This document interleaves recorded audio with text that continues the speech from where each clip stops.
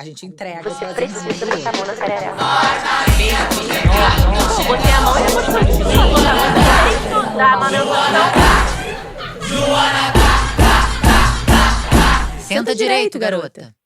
Oi, gente, esse é o Senta Direito, Garota. Eu sou a Juliana Amador e hoje estou aqui num episódio extraordinário com duas mulheres incríveis que já estiveram nesse programa, que se tornaram minhas amigas. Eu sou muito orgulhosa disso. Cris Fibe, jornalista maravilhosa, autora dessa obra João de Deus, que é necessária.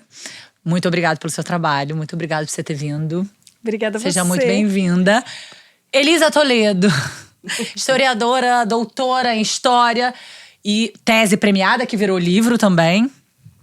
Respeita as minhas amigas. Muito bem-vinda. Obrigada, Ju. Tô muito feliz de estar aqui de volta com a Cris também. Enfim.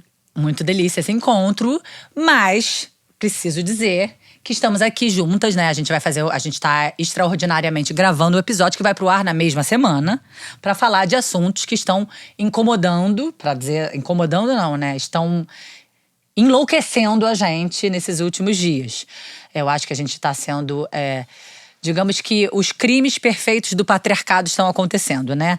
Escolas estão sendo atacadas, crianças estão sendo mortas, o surfista que bateu na surfista na onda e a ex que aparece, Dalai Lama estuprando, porque aquilo ali é um estupro, né? Aquilo ali é um crime de estupro. Pedindo para uma criança chupar a língua dele. E vamos comentar, vamos falar sobre isso tudo. Quero ouvir vocês, vamos tacar fogo. Tá muito pesada a semana, né, gente? Primeiro dizer que o que o Senta Direito uniu nada separa. Sim. Né? Fiquei amiga de Liz, minha best, Ju, minha best. E tantas pessoas mais que eu conheci por meio desse programa. Já é minha terceira vez, estou muito feliz de estar aqui. Não pela razão mais leve, mas nunca é, né, Ju? A gente nunca tá aqui. Eu acho que a primeira vez que eu vim falar de João de Deus. A segunda vez, vim falar de Klein. Da família Klein, das Casas Bahia. E hoje a gente tá aqui, quer dizer, violência atrás de violência contra nós. E essa semana, eu acho que foi tudo muito escancarado. E veja, a gente não tá falando de nenhuma violência nova, né? A gente tá falando, no caso, especialmente desses homens. As escolas, enfim, estão no patamar chegando ao Brasil, entre muitas aspas, né? Com essa intensidade. A gente tá vendo aí uma onda que é também de origem política, né? E esses outros casos de violência que você citou foram, na verdade, filmados, né? Porque já existiam, já aconteciam pelas mãos desses mesmos homens. Muito provavelmente o Dalai Lama, que já fez declarações misóginas também antes. E aí resolveu cometer aquela atitude totalmente abusiva contra uma criança na frente das câmeras. Então ficamos imaginando o que não faz atrás das câmeras. Mas dentro do monastério? Imagino que não acontece. Onde ninguém vê. Onde nenhuma criança está amparada, né? A não ser… Não, é importante deixar claro que nenhuma cultura, nenhuma prática religiosa, nada justifica a gente… mas a gente não está acostumado, o Oriente, o Ocidente, nada justifica o abuso contra uma criança. Nada. Fiquei lembrando também em relação à questão da história da loucura, eu achei interessante que você usou a palavra estamos enlouquecendo, né? E eu acho que é isso, assim, uma espécie de adoecimento coletivo mesmo diante de tantas injúrias, tantas agressões, né? Esse sentimento de impotência, muitas das vidas das mulheres internadas e dos homens também nos hospitais psiquiátricos, né, cuja documentação eu pesquiso, a gente percebe isso, assim, né, um adoecimento por violências cotidianas, né, esse sentimento de impunidade, né, de você não ser ouvido. A gente está falando aqui de pessoas que são vulneráveis, né, crianças, mulheres, e que o silenciamento passa por isso também, né, você ter certeza da impunidade, você violar essas pessoas que estão em condição de vulnerabilidade, e esse silenciamento diante de práticas que são banalizadas que faz as pessoas enlouquecerem, né? Adoecerem nesse sentido. Porque o enlouquecimento, né, assim, é uma forma de silenciamento, né? Assim, você se sentir minado mesmo, né? Então, da mesma forma como as mulheres eram categorizadas, né? Assim, a gente tá falando de década de 50, 60, 70… como loucas, isso silenciava porque é uma pessoa que está desprovida de razão, né? Não pode falar, é uma pessoa que tem menos valor social. A gente realmente adoecer, né? Assim, perder essa noção, assim, de tipo, a gente não tá vivendo numa sociedade que pode ser real. Isso é muito absurdo. Isso também também é uma forma de silenciamento, né? Você adoecer mesmo, vendo e vivendo esse tipo de violência. E eu percebi, eu não sei se é porque eu me sinto diretamente afetada, que as mulheres ficaram muito mais inflamadas com aquela cena do Dalai Lama, né? Eu achei bem evidente que as mulheres, e fundamentalmente as mães, ficaram profundamente afetadas.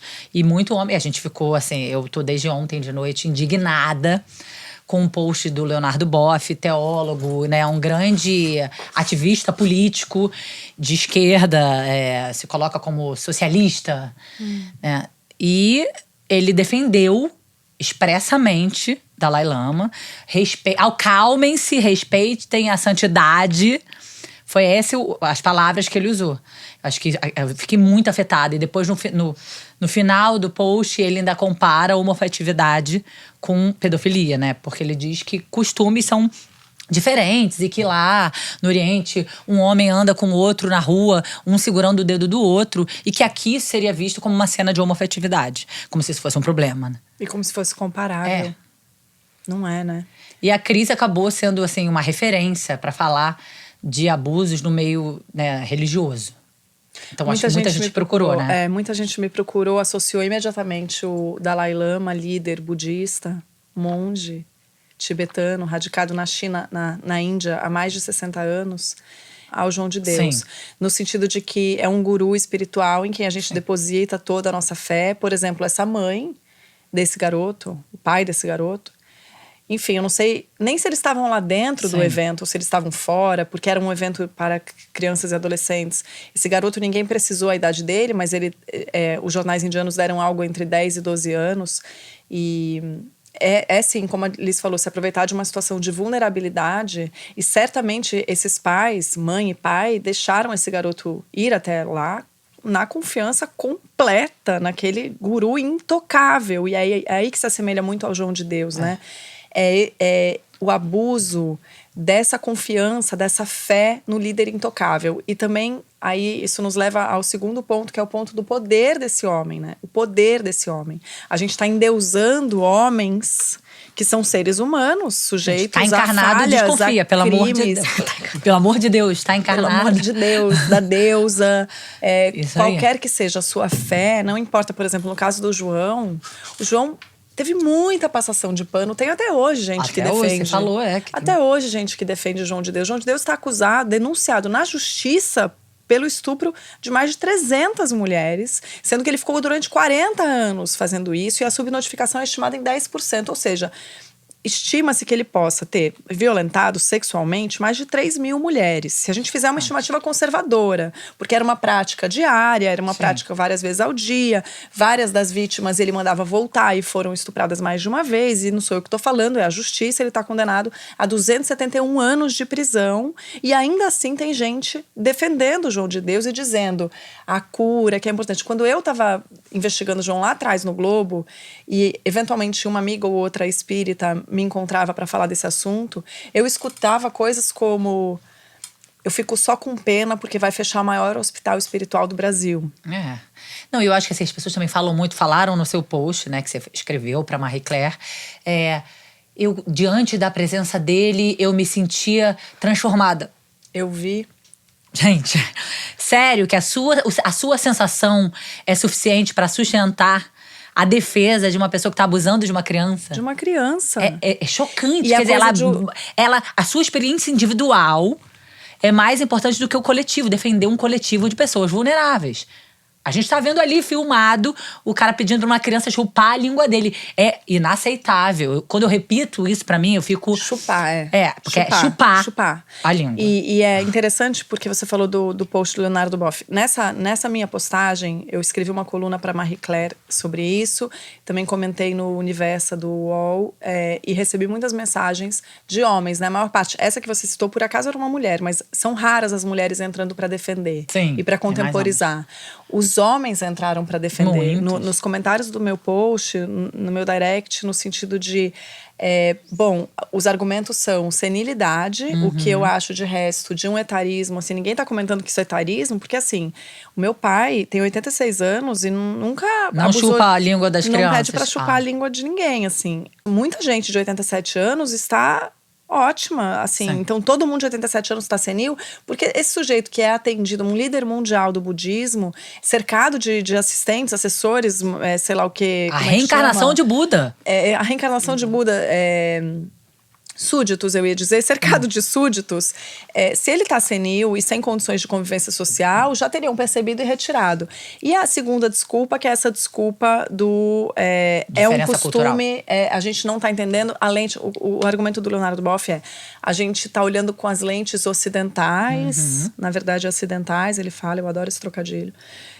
As lentes ocidentais, um costume que no Tibete é comum, porque lá mostram… Primeiro que ninguém chupa, tá, gente? No Tibete, você não vai. Se você for ao Tibete, fique tranquilo, ninguém vai chupar a sua língua. Pois é, você não vai estar com seu filho, alguém vai atacar ele na rua e chupar a língua dele, Não, né? Ninguém vai chupar a língua do seu filho, se Deus quiser. Mas não deixa ele sozinho também com nenhum líder budista, porque pode ser perigoso. Não tô falando da religião, mas tô falando desses seres humanos alçados a essa posição. Enfim, esse argumento de que é cultural no Tibete.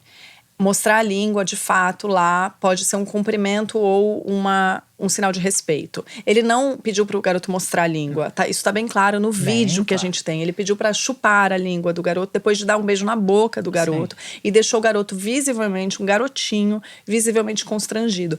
O que me surpreende, só para completar, que eu vou falar sem passar a palavra para vocês, o que me surpreende nessa argumentação que vem majoritariamente dos homens Dalai Lama, sua santidade, como ele mesmo, como ele se refere a si próprio, pediu desculpas. Entrou numa rede social para pedir desculpas. Diz assim, a sua santidade pede desculpas a quem se sentiu ofendido. Em outras palavras, é isso que ele está dizendo. Então, ele não fala da atitude dele. Agora, sabe o que ele não faz nesse pedido? Ele não alega nem senilidade e nem costume tibetano. Então, a gente está querendo ser mais realista que o rei para dar uma desculpa que ele não deu. Mas ele tem a oportunidade de dizer, a gente está dizendo, quer dizer, o Leonardo Boff está defendendo o Dalai Lama com argumentos que nem o Dalai Lama usou. Meu Deus!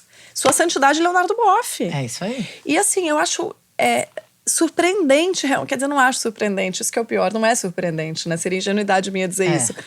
Mas eu acho chocante mesmo. É chocante, que violento, mas a gente não é uma surpresa, né? Que não. Eu fico assim… não é inesperado. Meio em choque que figuras como Leonardo Boff venham a público depois de ver o tamanho da comoção mundial. Porque na Índia não é um costume chupar a língua de ninguém também, é importante deixar claro. E o monge tibetano está radicado na Índia há mais de 60 anos. Então ele tem plena consciência dos costumes locais. Ele fez isso na Índia. E eu acho que essa questão do costume também, né? Inclusive, é muito problemático. Aqui, eu como historiadora, acho que é importante a gente falar uma coisa, né? Costumes Fala, historiadora, mudam, né? doutora, maravilhosa. O que é considerado normal, natural, em uma sociedade que muda, né? A história, o campo histórico, né? A historiografia tá aqui para mostrar isso, né? As coisas não são imutáveis, elas mudam por reivindicação, por luta, né? Se a gente fosse botar para a história do feminismo, por exemplo, o que acontece no Brasil em relação à aquisição de direitos das mulheres, a luta antimanicomial, isso tudo tem história, né? São pessoas envolvidas na luta social, em dinâmicas sociais, e as coisas também não mudam naturalmente, né? Elas mudam e não mudam naturalmente. Não há nada de natural no curso da história. Nem o que a gente considera natureza e nomeia natureza, aquilo ali não é natural. Foi uma concepção construída a partir de uma visão humana, né? Religião também, né? Independente do caminho ali, também é tudo uma construção humana, né? A apropriação de alguns discursos por seres humanos. Eu acho que qualquer coisa que seja um costume, se aquele costume está sendo aplicado a pessoas que não têm visibilidade, não têm poder de fala, legitimidade para falar daquilo, se elas estão numa posição de vulnerabilidade, né? Uma criança que não tem consciência daquilo. Por exemplo, eu ouvia muito sobre as mulheres lobotomizadas, eu costumava falar das violências, muitas apanhavam, eram humilhadas pelos maridos, há relatos, inúmeros relatos, né? E aí o pessoal falava, gente, mas isso era tão normal naquela época, a mulher apanhar, sabe? Década de 30, 40, 50. Elas não sofriam assim porque era normal. Agora, não é porque você vê a sua vizinha apanhar, porque é um costume, né? Parecia que todo mundo casado ele apanhava. Você vê sua vizinha, sua mãe, sua irmã, todo mundo… que ali, vocês estão felizes com aquilo, né? E é muito… Você ter acesso a uma fonte histórica, né? É muito bom nesse sentido. Quando você escuta… quando você lê uma mulher falando nenhum cachorro merece viver como eu vivo, tá óbvio ali que ela não estava acostumada isso que era habitual. Ninguém né? se acostuma Ninguém a se sentir acostuma dor, a ser gente. maltratado, gente, a ser invadido na sua integridade física, na sua integridade psicológica, né? Então, assim, inclusive a relação da história com as crianças, não sou especialista em história das crianças, mas a própria noção de criança que precisa de uma atenção especial, de uma educação especial, isso também é recente, né? Assim, como uma fase importante da vida do ser humano. Sim. Isso é do século XVIII, XIX. As crianças pra cá. não eram ouvidas até ontem. Então, assim, isso também foi uma transformação que é importante. É importante a gente olhar, porque se as pessoas que estão sendo submetidas a costumes, ela não tem o poder social de falar sobre aquilo, de contestar aquilo, então esse costume também tem que ser revisto, tem que ser questionado. A mesma coisa que é um costume não significa que não seja violência. Né? Exatamente. Chipar clitóris também era um costume, né? Esses relativismos, assim, absurdos. Tipo, então é um costume. Então tudo bem, né? Então tudo bem chupar a língua do garotinho. O garotinho chupar a língua do… O sujeito é um líder mundial, ganhou o Nobel da Paz. Não, é chocante. E não Nobel da sabe Paz que não é pra chupar a língua de garotos? E eu acho que vontade de vomitar. Tem a questão também… né, a Cris falou do João de Deus, que é uma figura super respeitada no… Assim, né? Era. Foi. Obrigada, Cris. Foi. No campo, né, do kardecismo, do espiritismo, enfim. E que…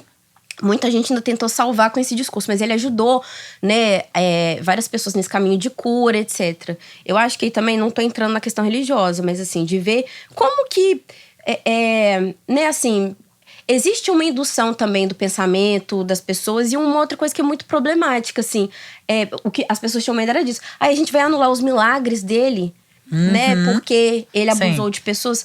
Gente, uma pessoa que está num lugar de… né, que se presume divino, ela não abusa, não violenta ninguém. Ninguém. Isso é um princípio básico, sabe?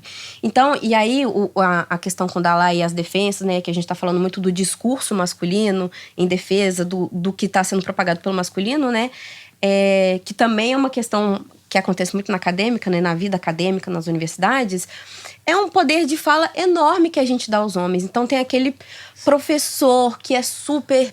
sabe, violento, agressivo, que não respeita, mas ele é, assim, fazendo uma metáfora, né, é uma santidade ali dentro. Ele não é questionado. Uma referência no assunto, aí pode tudo. É o temperamento dele, porque ele é uma pessoa excepcionalmente inteligente. Então aquilo ele… No próprio post do Boff, do Leonardo Boff, as mulheres iam discordar cheias de dedos. Desculpa, professor, Deus maravilhoso, soberano, mas você está errado. Gente, não, desculpa o cacete, você está errado pra caramba. Você tá defendendo um cara que mandou uma criança chupar a língua dele. Não, isso é inegociável. Acadêmico, sabe? Homem branco da elite. É chocante, entendeu? É isso. Eu fiquei muito impressionada. E ele usa uma palavra que eu acho que nós três pescamos de cara, que é acalmem-se. Acalmem-se, histéricas. A gente falou disso antes de entrar no ar, porque acalmem-se. Né? Leonardo Boff, vamos falar sobre o uso de acalmem-se. Porque ele tá falando com as mulheres, a gente acabou de falar. São as mulheres que se revoltaram mais com aquela cena. Sim. Então, quer dizer, a gente tá falando que a gente ficou enlouquecida, que a gente se inflamou, que a gente não sei o quê. Mas assim, o fato é que a gente podia não sentir nada. Ainda é crime. Então, assim, a gente não é erro, tá gente, reagindo. É crime. Não é tá? um erro. Ele não é um errou. vacilo. Não eu é um errei vacilo. de não botar o meu batom vermelho na bolsa hoje. Né? Ele cometeu um crime.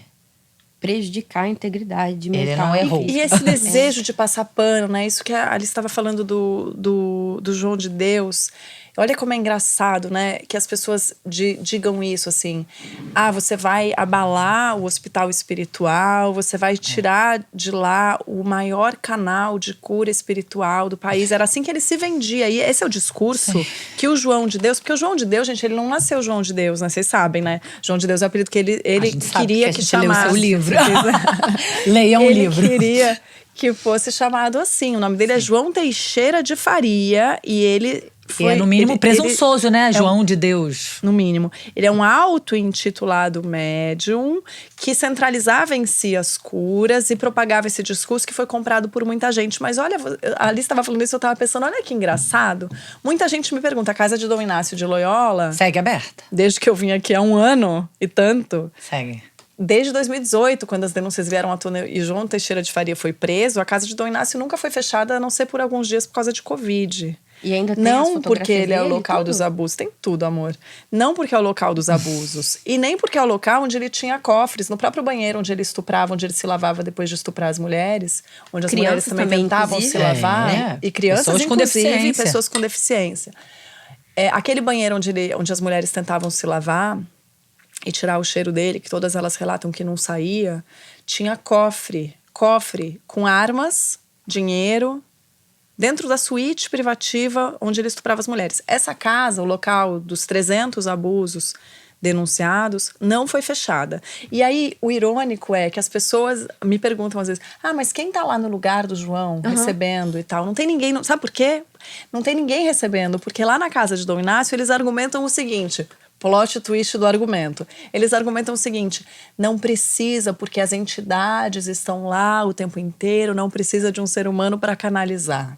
Então as pessoas ainda vão lá, ainda pagam a viagem até a Badiânia, ainda sentam na porra da corrente, de olhos fechados, pernas descruzadas, de branco, com música New Age tocando, porque as entidades estão lá. Então quer dizer, não precisava do ser humano então.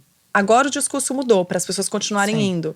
Antes o ser humano era essencial. O fato é que… Era de Deus. Vamos repetir, o João Teixeira de Faria está em casa, em prisão domiciliar, condenado a 271. Casou de novo. Casou de novo com uma advogada que já prestou serviços ao Tribunal de Justiça de Goiás. Então, muito provavelmente, a gente sabe que Dalai Lama não vai sofrer nenhuma que punição. Alguém acredita que ele vai sofrer? Não é o primeiro, nem vai ser o último, né? Osho, Prembaba, eu particularmente me interesso muito por isso.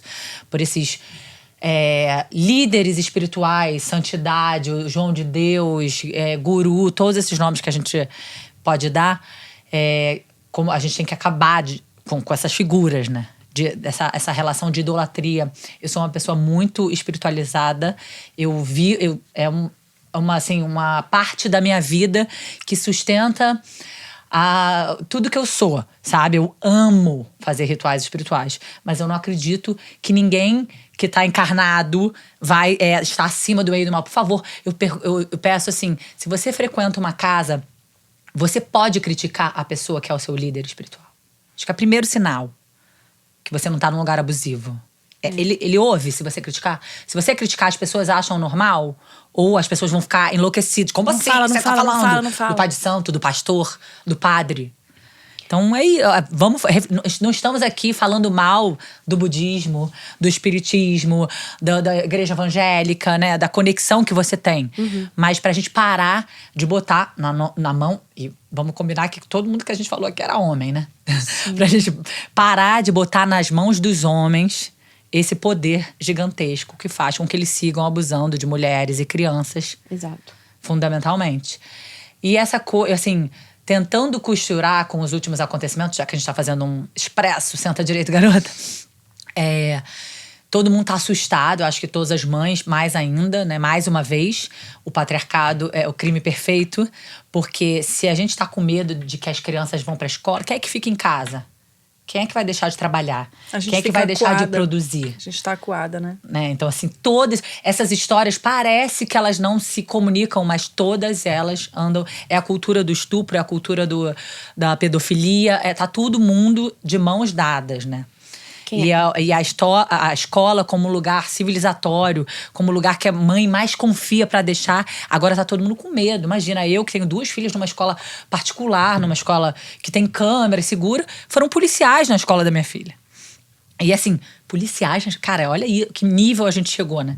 Um policial militar tá longe de ser o cenário que eu acho confortável. E elas escutaram o que tá acontecendo? Elas sabem? A minha filha de 10 anos falou que os amigos dela viram no TikTok que tá tendo um campeonato pra ver quem vai matar mais criança. Meu Deus. Isso é muito violento, né? Muito chocante. Sim. Isso tudo. Imagina nas escolas públicas. Um amigo meu da rede pública, a escola também recebeu mensagem direta falando que ia ter um massacre com facão, descrevendo a… E aí as crianças estão com medo de ir pra escola, estão faltando a escola. E aí as mães, mais uma vez, ficam, né, com medo de deixar seus filhos irem pra escola. São as pessoas que deixam de fazer, né? Geralmente são mulheres, são as que deixam de ingressar na vida acadêmica porque não podem engravidar. São as que têm que abrir mão da própria vida, que pararam de viver a própria vida pra cuidar das pessoas durante a pandemia. Majoritariamente foram mulheres. Sempre. As mulheres, mães, foram as grandes… cuidado. E, assim, um discurso… Vamos pensar, assim, também nessa questão, né? Essa legitimação desses homens muito importantes, né? O discurso ganhou. O João de Deus nem precisa estar ali naquele lugar. E, assim, apesar dele né, ter sido condenado há quantos anos mesmo? 271 e 9 meses. 9 meses. É chocante. Eu acho que também… ali não fechou também… Na minha cabeça, enquanto você foi falando, eu falei, gente, esse pessoal tá esquentando lugar pra ele. Aquela ideia de que um dia ele vai voltar. Sim. Ou um substituto. Sim, a altura. Né? Vão ter que arrumar alguém ali pra… E aquilo ele vai continuando com as entidades, enfim. Com pessoas, né, assim, esses intelectuais todos, se a gente for pensar nos intelectuais acadêmicos hoje, né, pessoas que assediam, que não são denunciadas também, há sempre um medo muito grande de retaliação, né? E assim, são violências em escalas diferentes, mas é uma violência construída em torno da ideia do masculino, do pode-se tudo, do se faz tudo, né? Que tá matando pessoas, inclusive os próprios homens. Há estatísticas enormes sobre violência e morte de jovens, né? Especialmente, enfim, sabemos que isso também tem uma questão de classe e etnia, né? Que a gente sabe quem são as pessoas que morrem no Brasil, né? Com essa violência exacerbada, geralmente pessoas mais pobres e negras. E, assim, todo um discurso completamente associado ao patriarcado, que a gente não pode associar, de culto à violência, de cultura da violência, né? As pessoas que estão praticando esses atos, que estão indo para essas escolas, né? Se a gente for pesquisar também, que estão, enfim, espalhando essas informações… Gente, agora temos red pills. A completa banalização da violência. Tive que me informar com essas novas… essas nomenclaturas, né? Incel, que são os homens que são involuntariamente celibatários e que ficam com ódio das mulheres. É misoginia, né? E chega aí no tal do surfista, que é isso. O cara já bateu em um monte de mulher. Várias. E ele vai continuar batendo até ele matar. E quem é que vai parar? E como a Cris falou, isso foi filmado. Porque as namoradas que apanhavam não tiveram coragem, não tinham registros. Tem uma que parece ter um registro, né? Não, ela fotografou. Ela fotografou. É verdade. Ela não foi a público, né? Eu acho que ela acho que ela fez boletim de ocorrência. Eu não Ela me lembro fez? se ela fez, eu não me lembro. Não lembro também. Mas ela fez o registro e de toda forma não foi a Eu público. acho que ela porque fez. também, Ela foi no hospital, acho que ela foi pro hospital. mas também é violento. Olha como a gente tem que se expor. Essas mulheres tiveram que se expor. Essa ex dele veio a público dizer eu também apanhei, porque ela viu que já estavam construindo uma desculpa esfarrapada pra porrada que ele deu na menina no A desculpa é que ele achou que fosse um homem. Sim, e isso ia colar, Ju, isso ia colar. É muito chocante. Então, a cada vez a gente tá, assim, bom… E o que justificaria, né, essa violência. Exato. Totalmente gratuito. Bem de quinta série, né? Você pegou minha onda. Sai da minha onda. Chocante, é chocante. O empurrão que ele E é dá. isso, né? A mulher que não pode surfar a onda, né? Que que audácia. Fica literal, é audácia, né? É muito. É uma audácia ela tá no mar. Pensei nas ondas feministas, né? É uma audácia ela tá no mar. E é uma audácia ela não foi nem a onda dele, tá? Foi a onda do amiguinho dele que ela pegou. É muito A engraçado. defesa da solidariedade, nessa sociabilidade. Mas e é isso. E esse homem, esse João Paulo Azevedo, só vai parar, se parar, quando ele matar uma mulher. Como é que faz? Não para, eles não param nunca. Historicamente, a gente tem a associação do masculino com o violento, né? De diversas formas. Aí, quando eu pesquisei a lobotomia, esse era um fator, assim, de indicação. Pessoas agressivas. E o que eu percebi é que homens muito agressivos, eu sempre cito esse caso. Eu me lembro disso. Do interno que arrancava os olhos dos outros internos e que ficou sendo indicada a psicocirurgia pra ele durante anos, 10 anos, ele não foi operado. Às vezes, a gente pega documentação de pacientes, assim, que não são… Eles não têm mais internação aceita em vários hospitais. Agora eu tô pesquisando na colônia Juliano Moreira, psicocirurgia. Sim. Um paciente que eu fiquei assim, cara, esse cara foi lobotomizado. Ele não as clínicas particulares, isso década de 30, 40, não aceitavam mais esse cara. Ele pipocou em todos os hospitais. Era violento com a família, na rua, matava, batia, não sei o quê. E ele, assim, acho que matar não foi, mas ameaçou várias vezes. Sim. E ele foi enviado pra colônia, que era o último lugar, assim, o lugar dos crônicos.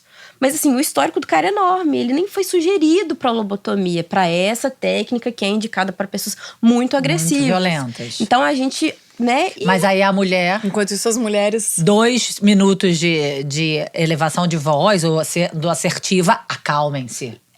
Acalmem-se, não é só Acalmem-se, isso, né? É o Leonardo menino Boff. que é infantilizado, né? A mulher que é desejada também é aquela menina infantil. Gente, várias pesquisas sobre a questão da pedofilia no Brasil, internacionais também. Sim. Eu vi um debate muito bom.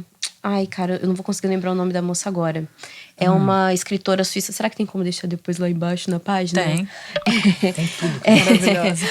O nome dela, ela fez uma pesquisa… o título da obra é algo como Por que as mulheres não têm o direito de envelhecer como os homens.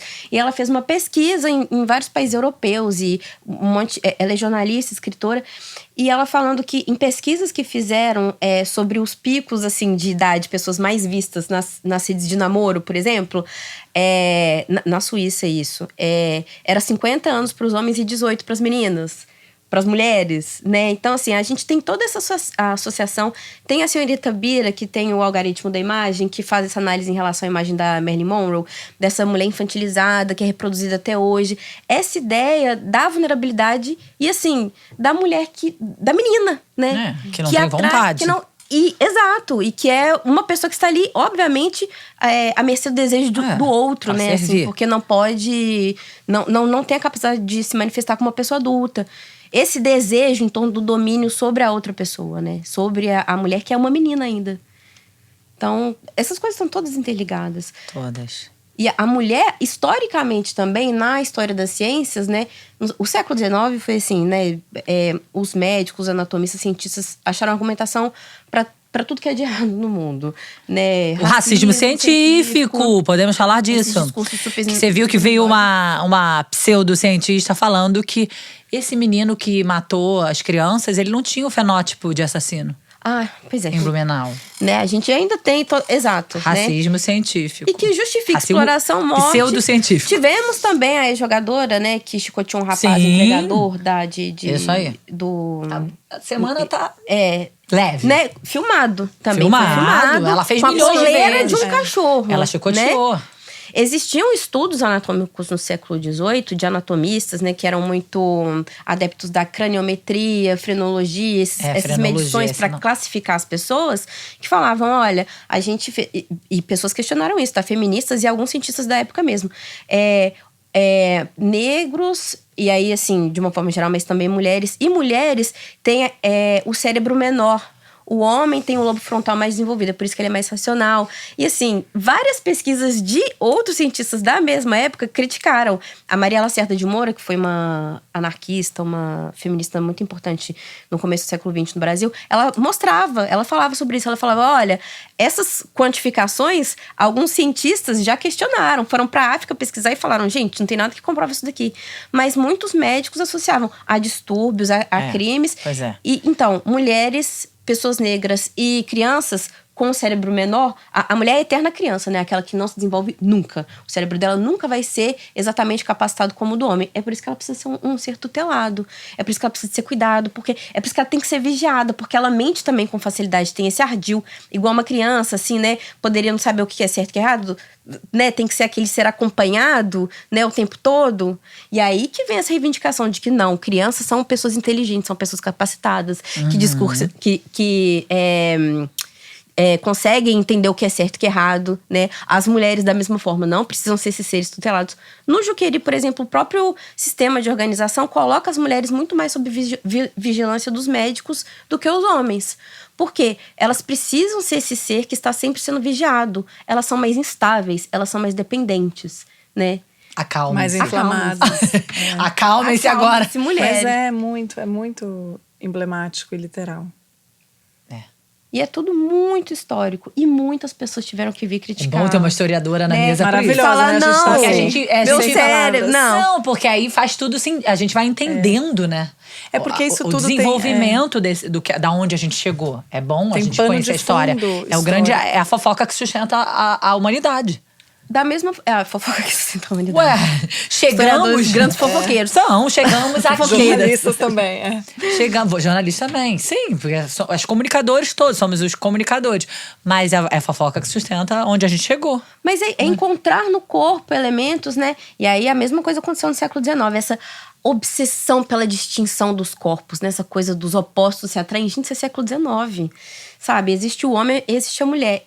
Uma aluna minha fez essa pesquisa na escola com alunos adolescentes. Ela e um professor.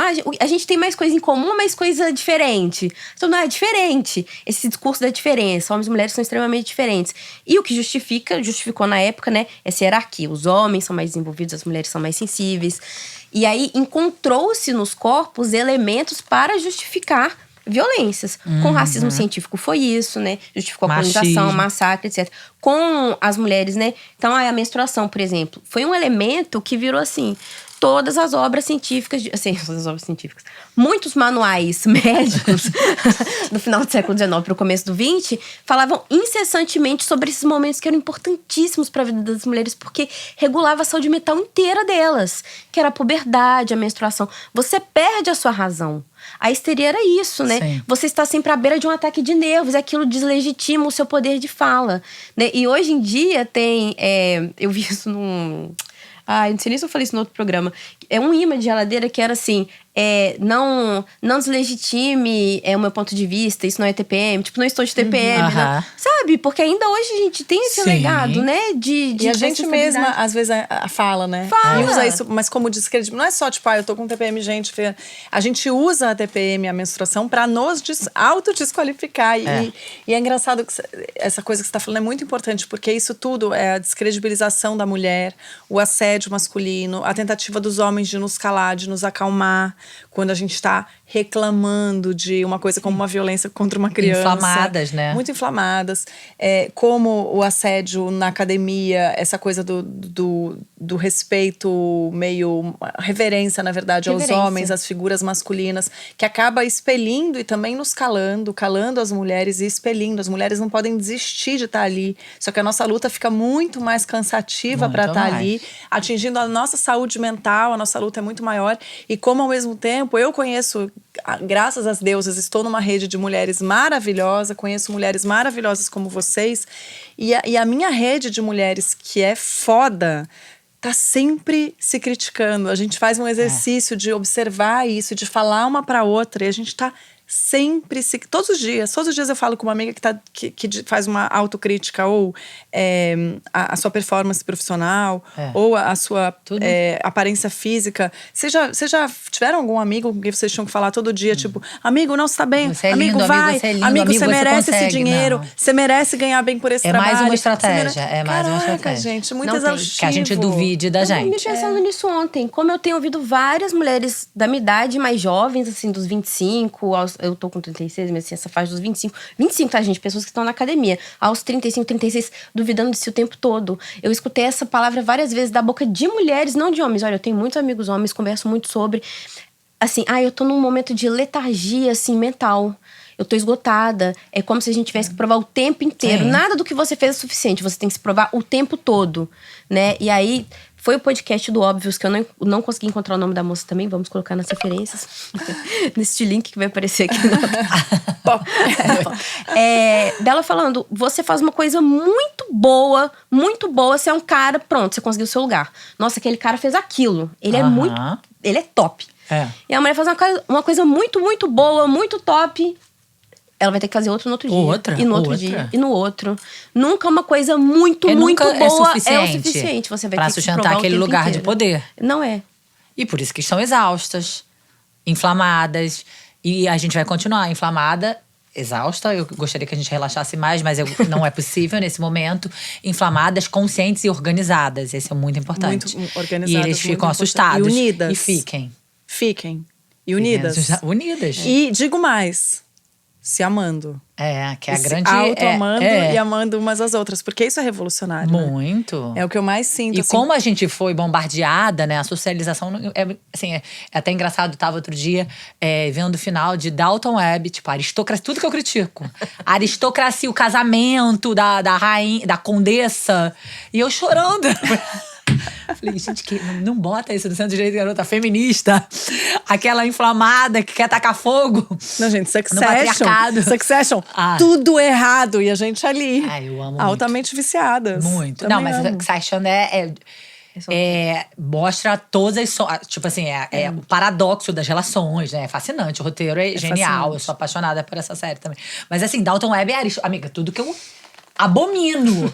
Aristocracia, mordomo, lacaio, 28 empregados servindo, dama de companhia, não sei o que tá.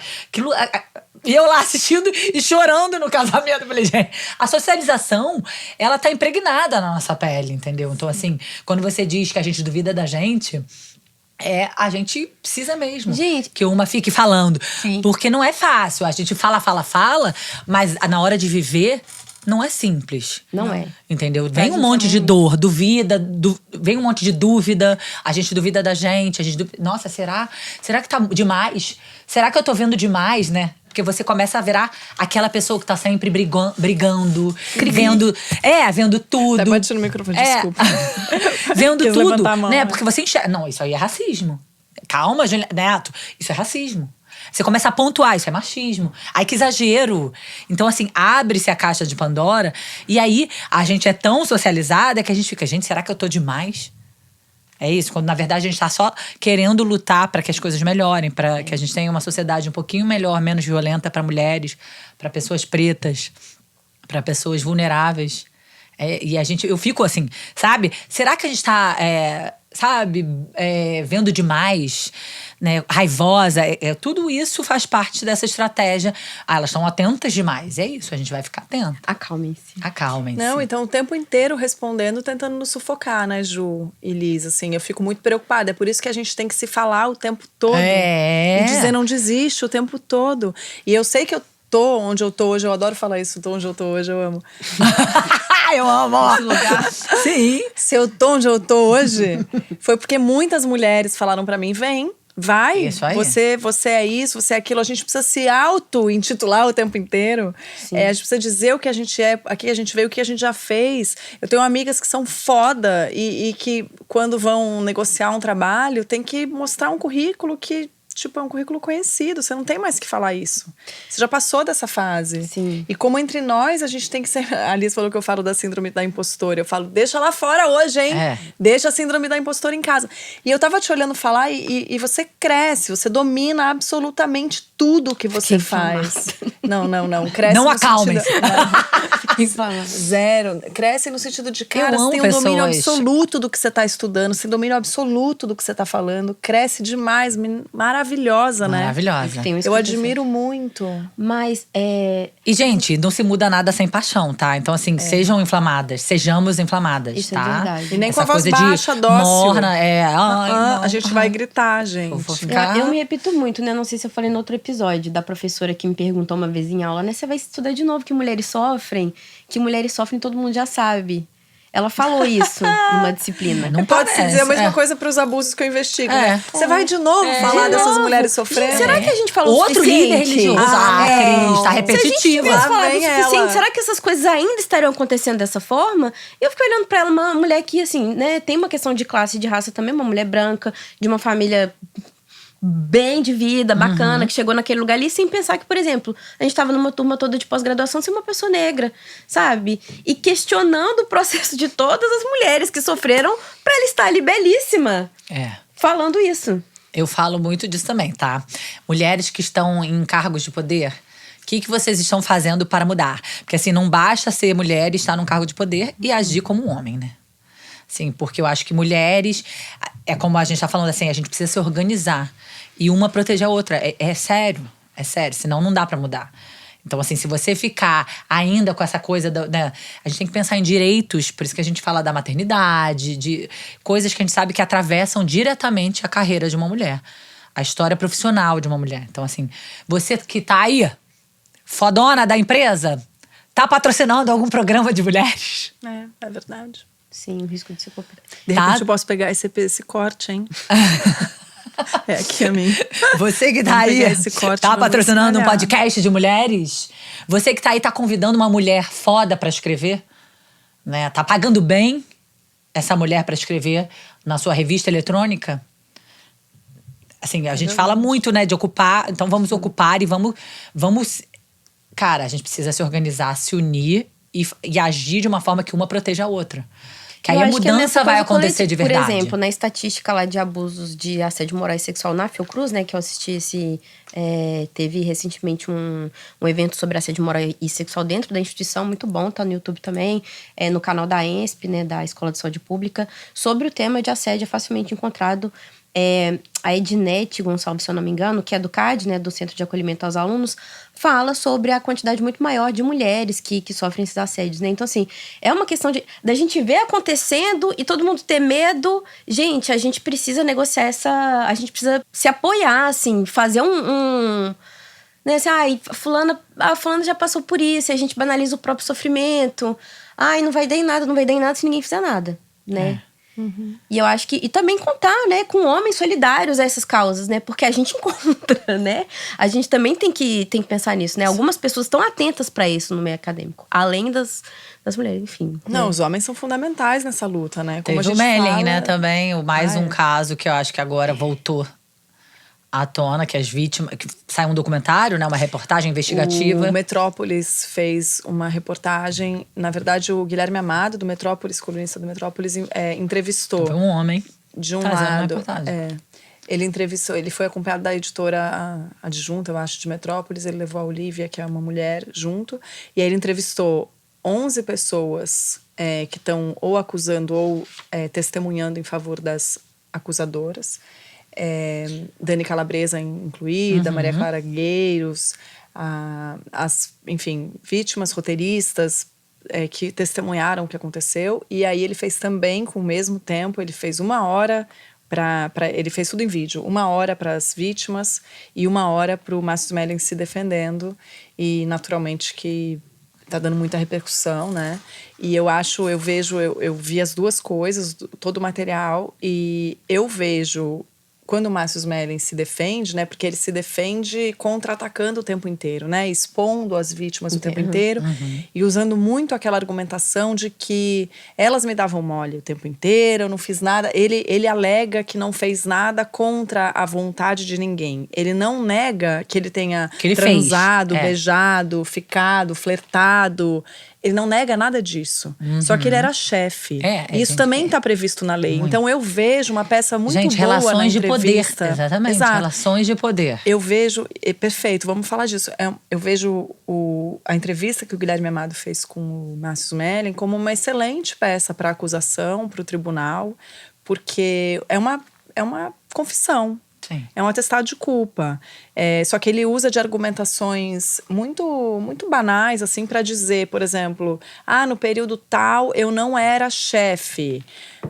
Depois eu assumi a chefia e ninguém me ensinou que eu não podia fazer isso. Ninguém me ensinou que eu não podia fazer isso. Só que quando ele fala das outras coisas que ele fazia como chefe, todas ele sabe fazer muito bem. Então quando ele fala, eu não dizia que ela era convidada para o papel tal, é porque essa era a minha função como chefe, proteger. Então ele sabe a que ele é atribuído. Ele sabe fazer tudo, ele só não sabe assediar. Ele só não sabe que não pode assediar. E desculpa, Márcio Smelling é adulto, é um homem também, da elite, ali num cargo de extremo poder, que lida com muita grana, muito ego, dentro da TV Globo, e o sujeito não sabe que não pode. Aí ele usa outra argumentação, Ju, que para vocês que são atores, eu acho uma argumentação horrorosa para a classe, que é a argumentação da informalidade da gente. A gente é comediante, a gente lida assim mesmo. Como lida assim mesmo, sem respeito? Sem respeito. Eu conheço um monte de gente, jornalista também é muito informal, e nem por isso meu chefe tá tentando me comer, que é isso? Não, e não é e nem é assim.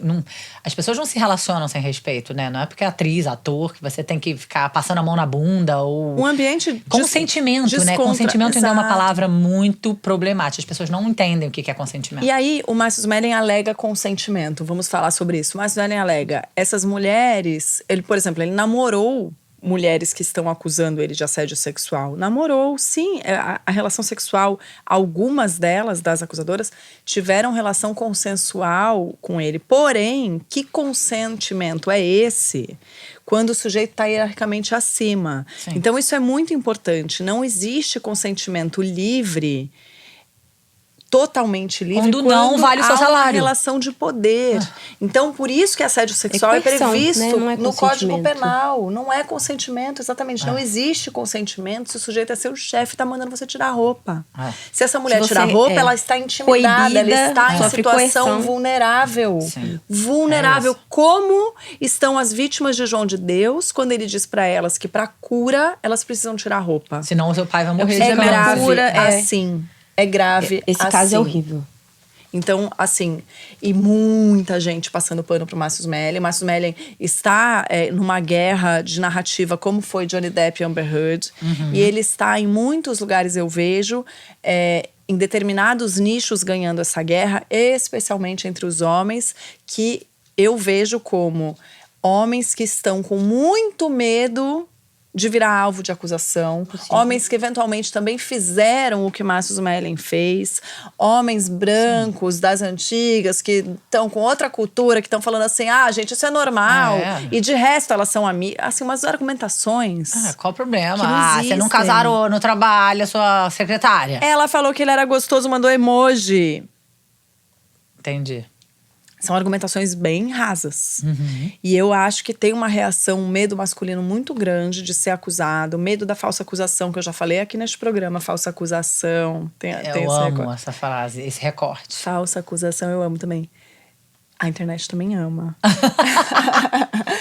As pessoas me amam, a Xuxa me ama. Amo. Falsa acusação é estimada. Os estudos são muito, assim, fracos nesse sentido. Mas estima, assim, 6% dos casos. Ou seja, é muito raro falsa acusação. Ninguém ganha nada. Foi esse o recorte. Nenhuma mulher ganha nada. Mas é bom repetir.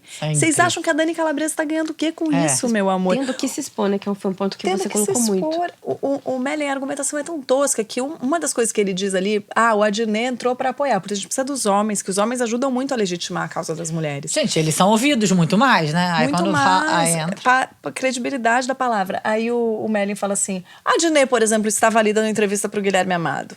Ao Adnet interessa muito essa briga, porque o Adnet está saindo… Olha a argumentação do Mellen. A Adnet está saindo de uma posição de macho escroto, porque traiu a Dani, esse caso era conhecido, eles tinham uma relação e ele traiu publicamente.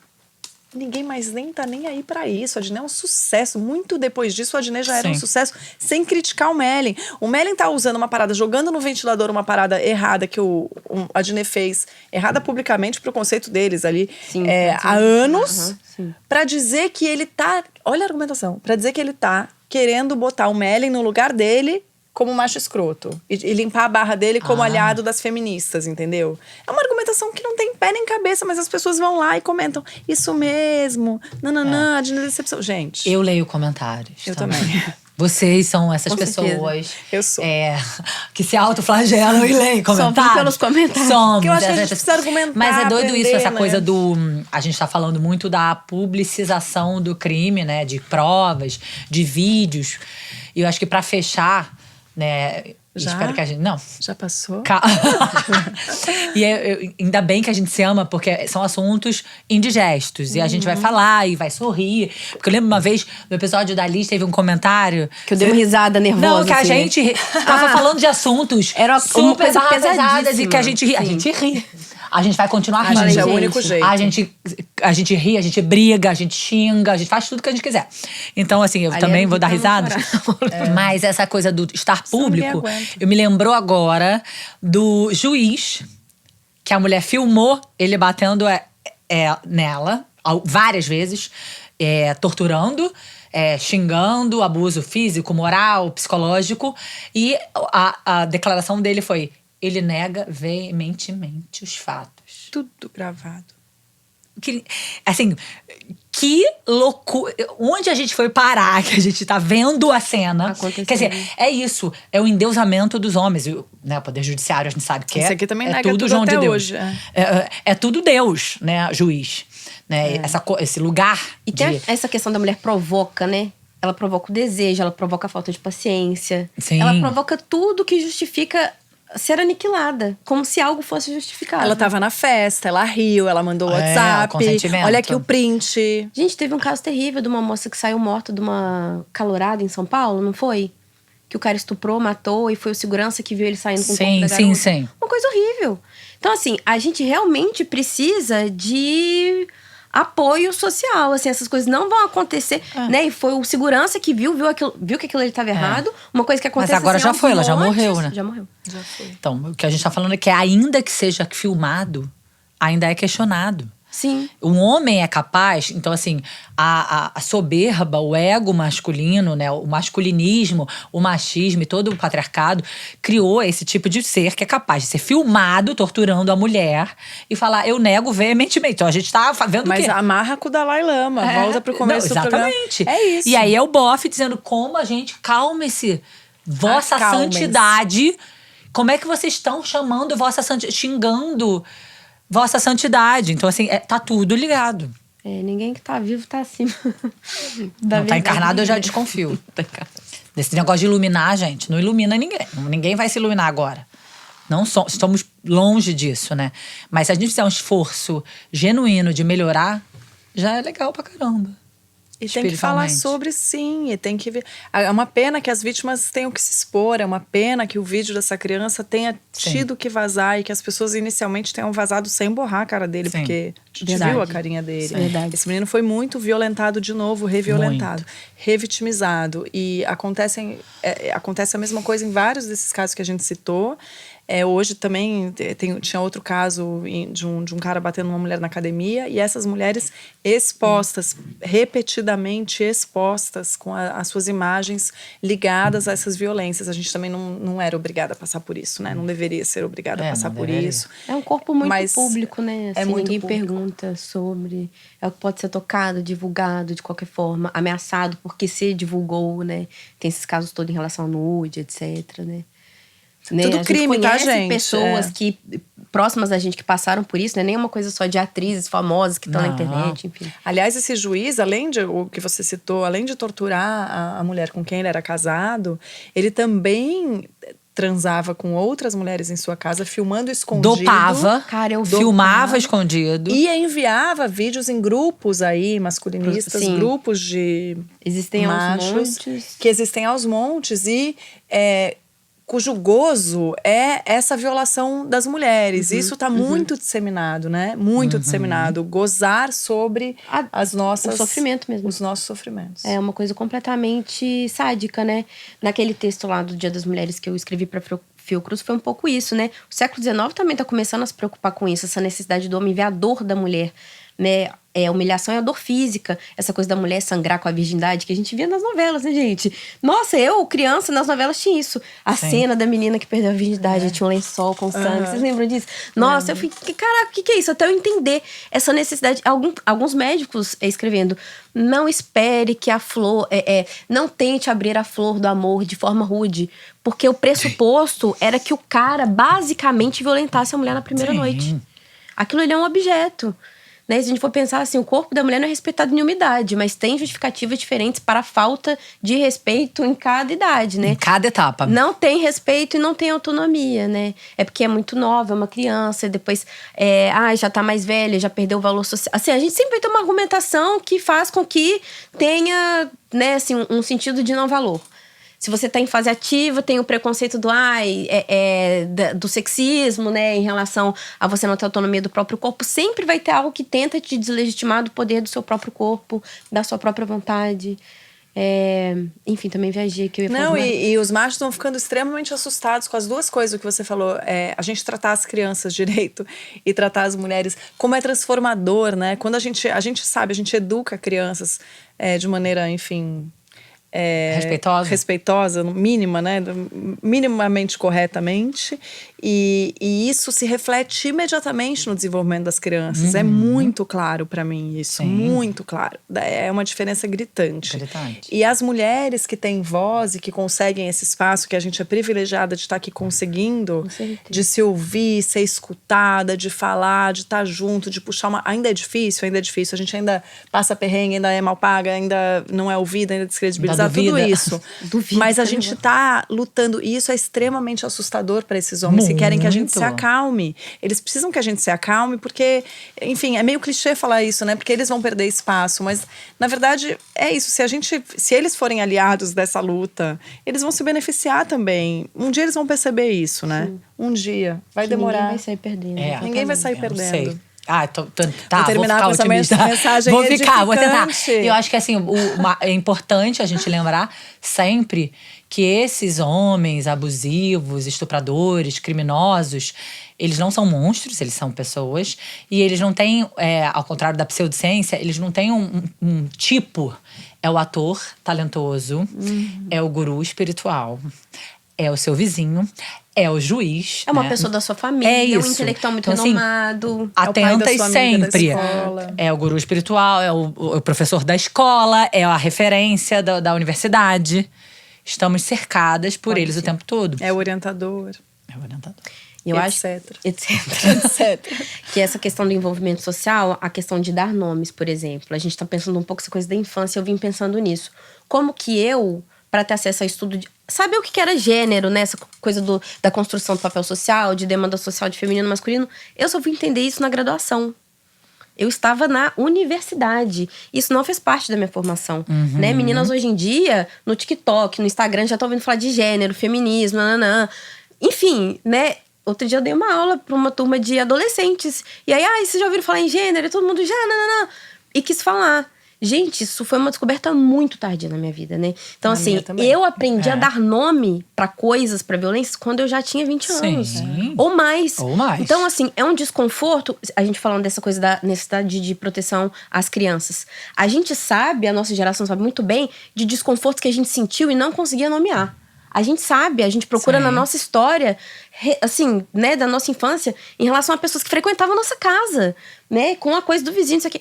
Que a gente sentia algo estranho, mas não sabia o que era, né? E principalmente meninas que estão acostumadas a serem abusadas o tempo todo e não se dão conta a ser abusadas o tempo todo e não conseguem. Assim, sentem o incômodo, mas não entendem direito por quê. E a gente sempre acostumada a se colocar em dúvida. Educação sexual demora a entender. É um processo também que silencia a gente para que a gente não reconheça a violência. E esses tipos de debate não fizeram parte pra gente. A gente conseguiu nomear muito mais tarde. Da mesma forma que as pacientes que eu pesquisei não sabiam nomear uma violência e falar: olha, eu sofro estupro marital. Né? Casei contra a minha vontade, não quero continuar casada. A paciente que fala: eu namoro o médico, o enfermeiro fulano, mas não gosto de namorar com ele. Né? Que você via ali no prontuário que ela era estuprada pelo enfermeiro todo dia. Né? Que não era um consentimento, ela estava sendo passando por uma espécie de coerção. Então, o envolvimento social, expor essas coisas, não expor a vítima necessariamente, faz a gente nomear coisas que são importantes. Sim. Porque esse desconforto, essa violência, ela está existindo aí há muito tempo e agora a gente está começando a conseguir falar de algumas formas, né? Expor isso de algumas formas, nomear as coisas, né? A própria questão, gente... Nomear as coisas, não foi erro, crime. A lobotomia foi feita em várias mulheres, sem autorização, várias crianças, tá? Meninas de 9 aos 15 anos. Sem autorização, por quê? E aí também tem uma coisa externa, né? A gente tá falando de história do Brasil. Assim, há muita demanda de fora para que a gente dê conta das nossas violências. A Lei Maria da Penha teve uma pressão externa, por exemplo, né, de 2006. Né, do tipo, gente, um país que mata tantas mulheres, no qual elas estão tão vulneráveis. O que vocês estão fazendo, né, sobre isso? Né, tem toda a movimentação da ONU, do pós-guerra. As crianças, né, os últimos documentos que eu peguei de criança lobotomizada, o juiz de menores já tá pedindo uma satisfação. Então, quer dizer, depois do Código de Nuremberg, em 47, com o assassinato de vários judeus, minorias e muitas crianças enviadas para campo de concentração e mortas lá, houve-se a necessidade mundial de se preocupar com crianças como seres humanos também. Novamente. De falar, gente, tem que ter alguém ponderando sobre isso. E aí você vê, mesmo na documentação do Brasil, como que essa pressão social, né, começa, tipo, os médicos, olha, o que vocês estão fazendo? Precisa de uma autorização. Então parece uma coisa pequena, mas isso é enorme. Esse debate ético, né, ele é importante em todos os campos, assim. E a gente precisa falar. Né, precisa nomear as coisas, precisa ter uma jurisprudência que olhe para essas minorias e culturalmente a gente tem que aprender a olhar, nomear e intervir nessas violências, né? E acontece isso assim com a gente divulgando essas coisas, falando com as pessoas próximas da gente, né? O processo educativo é isso, é ouvir, escutar, aprender ouvindo, né? Encontrar formas de ter acesso a informações, né? Quem trabalha com educação sabe, minhas amigas que trabalham com crianças estão recebendo de forma muito constante denúncias de assédio dentro da própria família, de meninas na escola, né? Que são abusadas pelo namorado da avó, pelo pai, enfim, né? Porque elas estão começando a ter alguma informação que fala, opa, isso Educação aqui tá errado. sexual. Não tá acontecendo Educação mais. sexual. A gente tá falando mais sobre, as pessoas estão conseguindo verbalizar, identificar, dar nome à violência e pedir ajuda. E também ter atenção agora, porque a gente tem esse mundo virtual aí que também faz desdobrar as violências de outras formas, né? Adicionamos, né, outras formas de violência. Teve um recente caso de julgamento de crime sexual, de estupro virtual com uma criança. Vocês viram, assim? Então, mais uma pra gente ficar atentas. Sim. Tem mais alguma coisa que vocês querem falar? Tanta coisa, gente. Mas e agora, como é que a gente vai acabar pra cima? Eu acho que primeiro eu queria dizer que eu amo ouvir vocês duas falando. Que bom que estamos juntas. Eu tô porque encantada. só faz sentido pra mim aguentar isso tudo, falar disso tudo e a gente se dar as mãos e ficar uma falando pra outra que você é maravilhosa, você é inteligentíssima, vocês são lindas. E é isso, a gente ri e a gente vai seguir uma, né, segurando a mão da outra. E puxando a outra. Muito e falando, obrigada. amiga, você por tá terem linda, vindo deixa a impostora. reclamar aqui Quando comigo. alguém tropeçar, querida, me ajuda. Muito obrigada por terem vindo aqui reclamar comigo disso tudo. Não se acalmar comigo. Obrigada a você pelo espaço, sempre um prazer. Obrigada pelo convite. Nossa, o prazer é enorme. Eu amo esse programa. E é isso, assim, a gente dilui, né, um pouquinho da gastrite, de ter ouvido um monte de coisa, de ter lido um monte de coisa, quando a gente tá juntas, se apoiando, reclamando, reivindicando, né? Eu acho que é mais do que reclamar, a gente tá reivindicando, a gente tá sabendo, a gente tá sinalizando, a gente tá vendo, tá errado. É crime, tá errado. Não vamos pedir desculpa pra você que a gente tá vendo que é crime, amor. É crime. E vamos seguir juntas. E mulheres, parem de desconfiar da sua sanidade mental. Assim, né? Isso é muito importante. E da sua tô exagerando, tô louca. E da sua competência, né? Parem de se colocar nesse lugar do instável, né? Isso não existe. A gente é muito estável até pra gente conseguir estar aqui. Porque muito. é muita praticamente coisa. Um monge tibetano. Porque se não fôssemos, eu estaria desmaiada. Depois só desse pupurri que a gente trouxe nesse episódio. Foi o quê? Nas últimas 2 semanas. Sim. Então, né, haja meditação, reza, sei lá qual é a sua forma de se conectar. Se conectem, mas por favor, não entreguem a cura e nem o poder na mão de ninguém, principalmente dos homens. E nem nenhuma criança. Nunca. Exato. É isso. E Prembaba tá bombando de novo, né?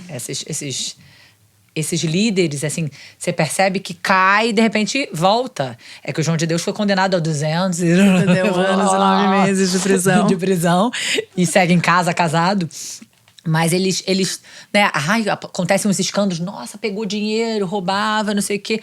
E é isso, não tinha muitas imagens, né? Não tinham muitos registros. E aí fica nesse disse-me-disse. As vítimas são desacreditadas. E eles seguem lá, poderosos. Vítimas, mulheres desacreditadas, né? Crianças desacreditadas. Um endeusamento que é sempre em torno da figura masculina, né? Que a gente vê. Vossa Santidade. Sim.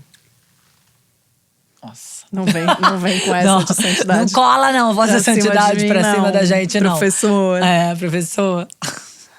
Gente, obrigada. Beijo. Vocês querem falar mais? Eu tô sempre aqui, todo ouvidos pra ouvir vocês duas falando. A gente volta pra fazer episódio 2. E é isso. Não duvidem da sua sanidade, mas cuidem da saúde mental, porque tá difícil. Tá e difícil. é isso. E a gente tem que se unir mesmo. Ouçam e acreditem nas mulheres e nas crianças. Sempre. Beijo, gente. Beijo, obrigada.